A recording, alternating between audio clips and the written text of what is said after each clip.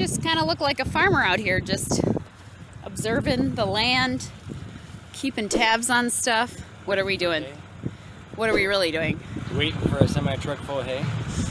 We've never gotten hay this way, have we? Not in a semi-truck. Not in a semi-truck. No. Usually It was a good deal. It was a good deal. Yeah, it fell off the back of a semi-truck, but we'll take it. So yeah, we've got another hay delivery. I know hay's a little repetitive, but it's just real life for this time of year. Gotta feed the animals. So what are we getting for hay? 20 large squares, which a large square is a 3 foot by 3 foot by 8 foot bale of hay. So it's a big one. And this is, you know, things you learn when you have to feed animals. Tell me about like hay quality. So this is probably better for the sheep or goats or cows. Just because it's not as high quality or high grade or whatever. Yeah, it's a first cutting off of this field, so that means it's got some weeds in it, but not a lot. He said it's still got good feed quality too. Okay. So. And so we're gonna put this. Are we putting it today back to the where the sheep are gonna winterize? Stage it out back, yeah. Okay. All right. So that's the plan today. Here's the peanut gallery. They're the supervisors. They're gonna. And the neighbor let us borrow his tractor again today, which is a huge blessing to move all this, because otherwise we'd have to rent equipment. So.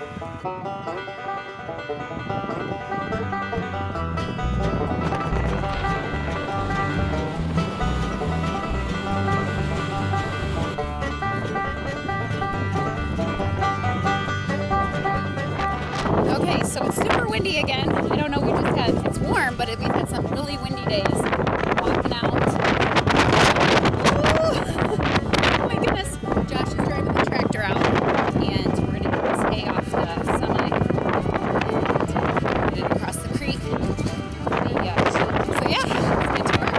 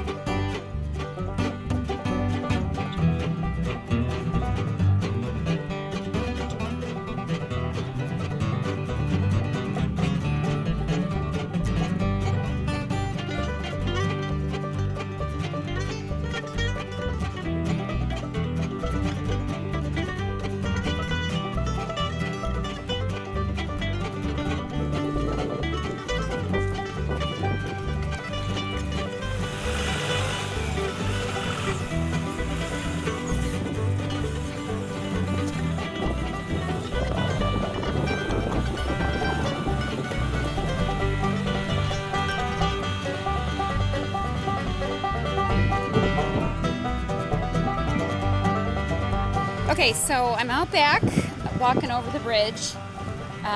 Obviously, Josh is bringing all the hay back now. This is back where the sheep live for the winter. We put them back here because there's, see the creek right behind me? That doesn't freeze over, so there's running water all winter, as well as a fresh spring back here for the sheep. And it's wonderful to not have to worry about their water at all. And then we bring these hay bales back here so that it's done before snow is on the ground and it's hard to get. This is where they like to have their babies, is in this shelter here. Now I'm walking in the shelter. So they get a nice wind block in here from the hay, the straw that we have, and then they can tuck in here with their brand new babies and stay nice and warm. And that's all they need. They're super hardy.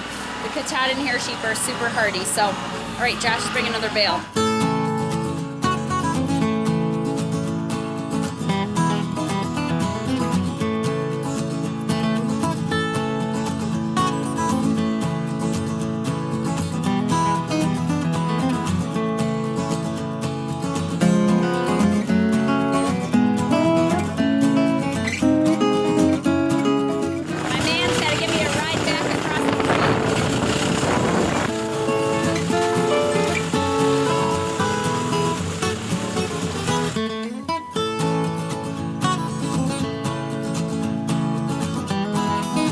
one of our milk customers here, so I gotta take this out to them.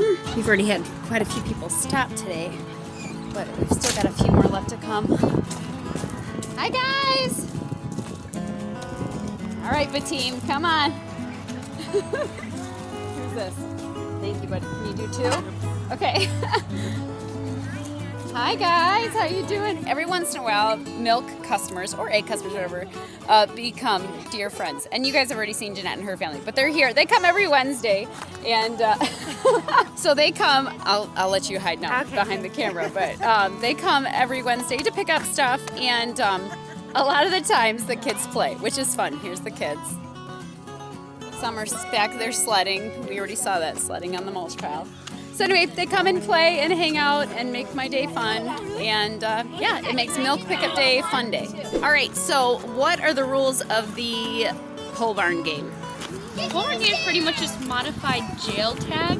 So you basically have to get from the pole barn to the stairs. Two people are it, don't get tagged. Okay, so If there's two people, if you get tagged. and everybody calls it pole barn game. And I'm it. It is jail tag. You're it? Yes, I am it with you.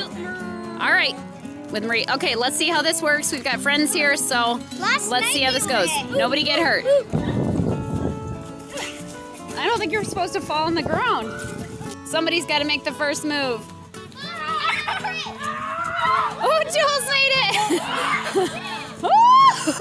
Ooh, he ducked and rolled.